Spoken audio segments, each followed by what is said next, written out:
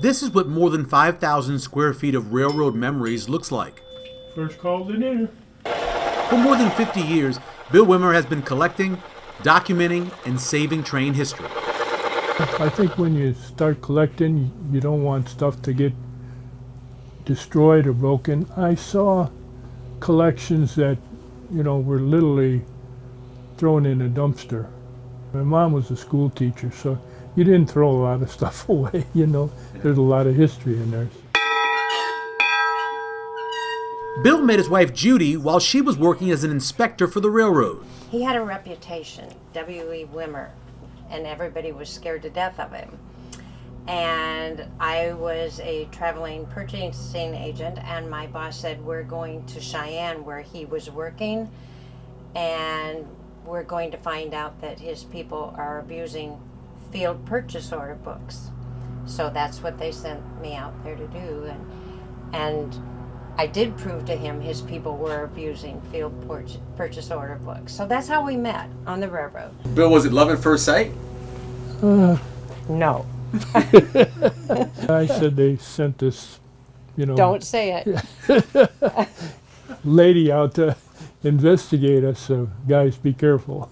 Judy grew up riding the rails herself. Her father worked for the railroad for 51 years. And I was born and raised in a railroad house in Schuyler, and he had passes, and we'd always go on train trips to Oregon, or we'd go to Chicago, or just all over. And it was fun riding the train back then, and the sleeper cars and the dining cars and that. I do miss that part of it. Nearly every part of anything to do with the railroad is covered in this building at Beaver Lake, including this Union Pacific Plymouth industrial locomotive on the side of the makeshift museum.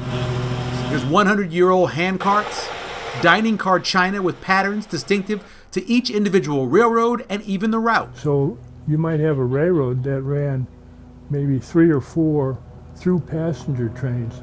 They would each have their own china. And then there's Judy's favorite part of the collection. Is this mail from the mail baggage cart, how they used to sort the mail on the train and then throw the bags out at the depot. That's my favorite piece, yeah. One of the true captured pieces of history are these directories with so many names for former employees and their office numbers. When they tore down the old Union Pacific building, they had a big auction, and a lot of things didn't go, and so then everything that didn't go went to the basement.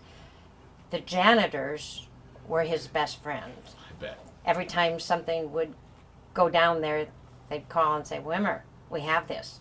I'll come get it. So they called him and said that they weren't sold, and if you want them, come get them, because otherwise they're going in the dumpster. So he went down and got him. He says he bid on him and bought him, but he didn't. I was good at dumpster diving. And when people come that are railroaders, they recognize a lot of the names, or their name is on there. And they really enjoy that, thinking that's still saved there. Bill retired from Union Pacific Railroad as a vice president of engineering in 2008. Since then, the collection has grown by leaps and bounds. Well, there's a lot of history, mostly history.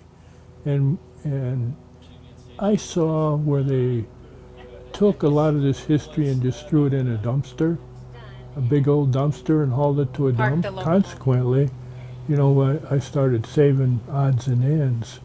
And then as you save one piece and another, they start to fit together. I had it at the home in the basement, and she finally said, that's it, this is our house. This is not our museum. Soon the majority of this collection will be housed at the new Sarpy County Museum at 90th and Highway 370. And that is a huge relief for Bill and Judy. What I always worried about is that it would get broken up if I passed away, and this way everything gets preserved, and the kids of the future can now enjoy it and learn history. In case you're wondering, this huge electric train city will be part of the display at the new Sarpy County Museum. The only difference, it probably won't be Bill Wimmer running it. It's almost time for him to hand the controls of all of this to someone else. Do a good job of teaching history at the museum, and that's the good thing about it. The kids will learn what their history lessons other than school. For Papillion Now, I'm Michael Severe.